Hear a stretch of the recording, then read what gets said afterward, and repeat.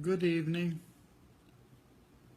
This is part 3 of Swami Rama talking about breath awareness and meditation. The breath is the bridge or link between the body and the mind. Inhalation and exhalation are the two guards of the city of life. They remain constantly awake, doing their duties during all states, waking, dreaming, and sleeping, and their behavior changes instantly according to one's thinking. Inhalation and exhalation are the vehicles through which the pranas, the vital forces, travel in the living mechanism. There are many other vehicles described by the scriptures that are not important to discuss here, but by close study of the behavior of one's breath, one can discover the subtle functions of these vehicles. The ancient scriptures say that a pandit, a wise person, is one who knows the science of prana. The school of Pranavedans, the knowers of prana, claims that all the activities of human life can be converted into divinity, but that this is possible only through the mastery of the breath and the prana. There are some books in English available on the subject, though many scriptures remain untranslated. Some of the ancient scriptures say that the pranas are more vital than the mind. That which moves the mind is also a prana. The advanced yogis observe that the breath is like a thermometer that registers the conditions of the mind and the influence of the external environment on the body. Many techniques are explained in the book Shiva Svaradaya. Those who have studied breath behavior and this science know their mental and physical behavior correctly, and their lives are guided by their control of svaras or life ripples. Our breath behavior can warn us of impending illnesses that might create disturbances in the body. For example, when the body suffers from fever, the nostrils start behaving in a funny way. One of them may start flowing excessively or become blocked. In such a condition, the respiratory system does not function normally. The lungs, heart, and related systems are disturbed, and the mind loses its equilibrium. Advanced yogis also use their breath behavior to watch the capacity of their minds and bodies, and they control the behavior of their breath by various exercises.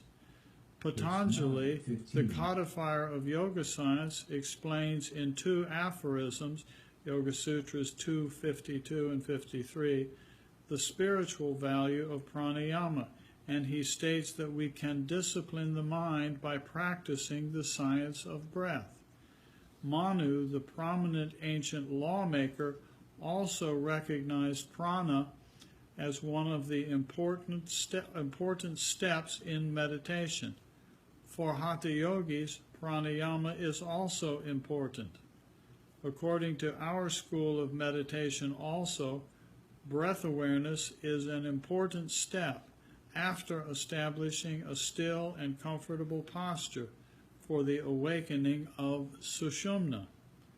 Although the word sushumna cannot be adequately translated into English, it signifies the state of an undisturbed and joyous mind. When the breath starts flowing freely and smoothly through both nostrils, the mind attains this state of joy and calmness. Such a mental condition is necessary for the mind to travel into deeper levels of consciousness. For if the mind is not brought to a state of joy, it cannot remain steady, and an unsteady mind is not fit for meditation. Additionally, one of the schools of meditation, which believes in awakening the Kundalini, says that without awakening the Sushumna, deep meditation and the awakening of Kundalini is impossible. The process of awakening the Sushumna is possible only when a student starts enjoying being still by keeping the head, neck, and trunk straight. This means that the student does not allow any uneasiness to occur in the three cords along the spinal column, the central, sympathetic, and parasympathetic ganglionated cords. The moment one starts meditating on the flow of the breath, one starts observing the various defects in its flow, such as noise, shallowness, jerkiness, and that which disturbs one the most, the pause between inhalation and exhalation. Much has been spoken about this in the scriptures, but practice makes one increasingly aware of its importance. When one starts meditating on the flow of the breath, one finds that such a pause distracts the mind. Some of the scriptures say that the pause can be expanded. Some say that it can be omitted. In the beginning, one has to go through the exercises of pranayama, and particularly the exercises of breath retention. Later, one needs more mental effort. Those who do not want to do pranayama exercises can still do meditation, but without breath awareness, a deep state of meditation is impossible. So leaves one small section left, and we'll do that next time. Thank you for visiting. Thank you for playing. Breath awareness.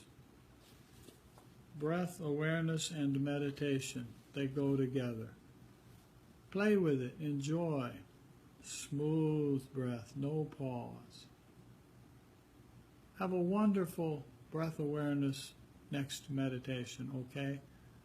And maybe allow it to flow with an internal silent Om, for Om is what it's all about. Om Tat Sat. Om Tat Sat. Thank you again. Bye-bye.